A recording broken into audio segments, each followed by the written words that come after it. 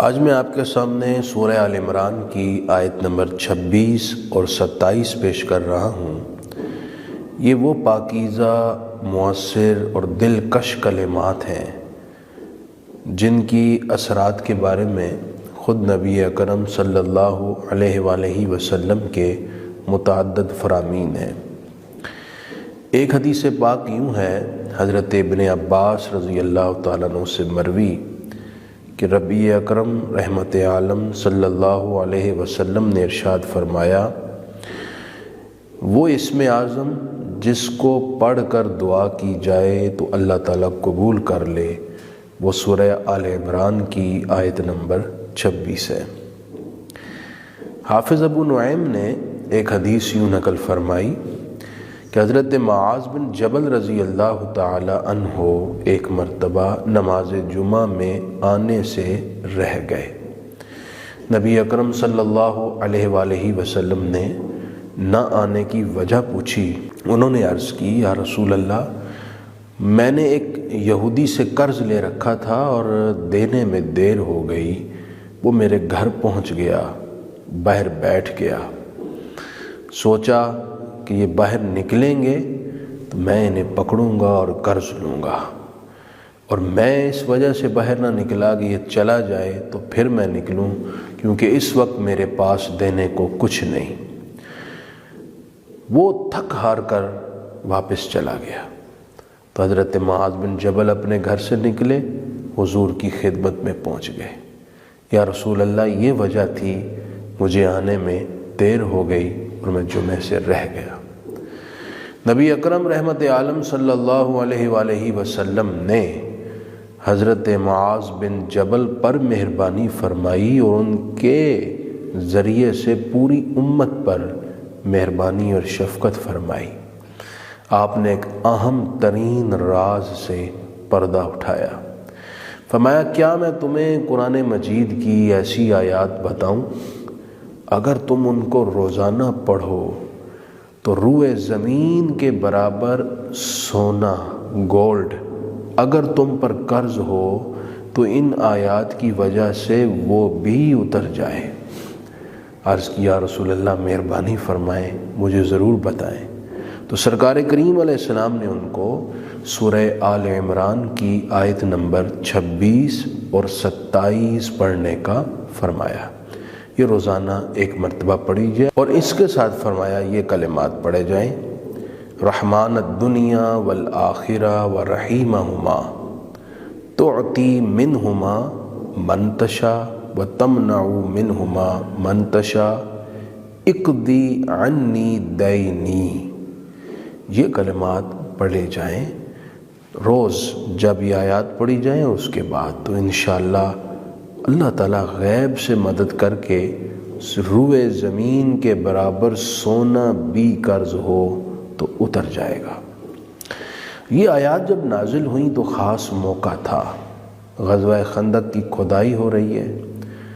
رحمت عالمین صلی اللہ علیہ وسلم نے ایک مضبوط ترین چٹان جو صحابہ سے ٹوٹ نہیں پا رہی تھی، آپ نے کدال لے کر خود ضرب لگائی، اس میں سے روشنی نکلی، تو آپ نے یوں ارشاد فرمایا کہ اعطیت مفاتیح الشام، میرے صحابہ، مجھے رب نے شام کی کنجیاں عطا کر دیں، اور میں یہاں کھڑے ملک شام کے سرخ محلات دیکھ رہا ہوں۔ پھر ایک اور ضرب لگائی، فرمایا اعطیت مفاتیح فارس، اللہ نے مجھے فارس کے کنجیاں بھی عطا کر دیں، اور میں یہاں کھڑے مدائن کے محلات کو دیکھ رہا ہوں۔ پھر آپ نے تیسری ضرب لگائی تو چٹان پاش پاش ہو گئی، اور آپ نے ارشاد فرمایا، میرے رب نے مجھے یمن کی کنجیاں بھی عطا کر دی۔ یعنی وہ وقت دیر نہیں جب یہ ساری سلطنتیں میرے صحابہ تمہارے زیر نگیں ہوں گی اور اسلام کی حدود میں داخل ہو جائیں گی۔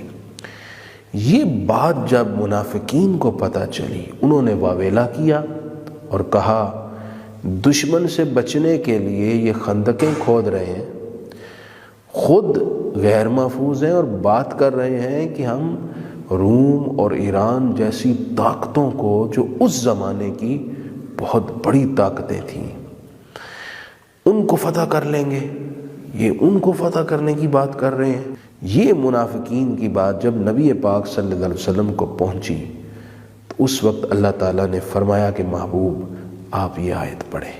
یہ آیت نازل ہوئی اور نبی کریم علیہ السلام نے اس آیت مقدسہ کی تلاوت فرمائی۔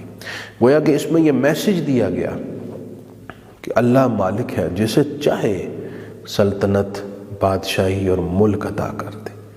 اصل فوکس، رجوع اور توجہ اس کی طرف ہو۔ وہ چاہے تو عاجز کو طاقتور بنا دے، وہ چاہے تو کمزور کو توانا کر دے، وہ چاہے تو فقیر کو بادشاہیاں عطا کر دے۔ وہی ہے جو سب کچھ کرتا ہے۔ آئیے اب اللہ تعالیٰ کے ان فرامین جو سورہ آل عمران کی آیت نمبر 26 اور 27 میں ہیں، ان کا ترجمہ سماعت کرتے ہیں۔ اللہ تعالیٰ نے ارشاد فرمایا قُلِ اللہم مالک الملک، اے حبیب آپ یوں عرض کریں، اے اللہ، اے ملک کے مالک، تؤتی الملک من تشاء، تو جسے چاہتا ہے ملک دیتا ہے، سلطنت دیتا ہے، غلبہ دیتا ہے۔ وَتَنزِعُ الْمُلْكَ مِمَّن تَشَاءُ، اور جس سے چاہتا ہے ملک اور بادشاہت چھین لیتا ہے۔ وَتُعِزُّ مَن تَشَاءُ، جسے چاہتا ہے عزت دیتا ہے۔ وَتُذِلُّ مَن تَشَاءُ، اور جسے چاہتا ہے ذلیل کرتا ہے۔ بِیَدِکَ الْخَیْرُ، ساری بھلائیاں تیرے ہاتھ میں ہیں۔ اِنَّکَ عَلیٰ کُلِّ شَیْءٍ قدیر، بے شک تو ہر شے پر قادر ہے۔ تُولِجُ اللَّیْلَ فِی النَّہَارِ، تو رات کو دن میں داخل کرتا ہے۔ وَتُولِجُ النَّہَارَ فِی اللَّیْلِ، اور دن کو رات میں داخل کرتا ہے۔ وَتُخْرِجُ الْحَیَّ مِنَ الْمَیِّتِ، اور زندہ کو مردہ سے نکالتا ہے، جیسے بیج سے درخت کو، نطفہ سے انسان کو، انڈے سے پرندے کو۔ وَتُخْرِجُ الْمَیِّتَ مِنَ الْحَیِّ، اور تو مردہ کو زندہ سے نکالتا ہے، جیسے کہ زندہ سے ایک بے جان نطفہ نکالتا ہے، درخت سے بیج کو نکالتا ہے، وغیرہ۔ وَتَرْزُقُ مَن تَشَاءُ بِغَیْرِ حِسَابٍ، اور تو جسے چاہتا ہے بغیر حساب اور شمار کے رزق عطا فرماتا ہے۔ اللہ کریم ان آیات کو ہمیں روٹین سے روزانہ پڑھنے کی توفیق دے اور ان کی برکات بھی نصیب فرمائے۔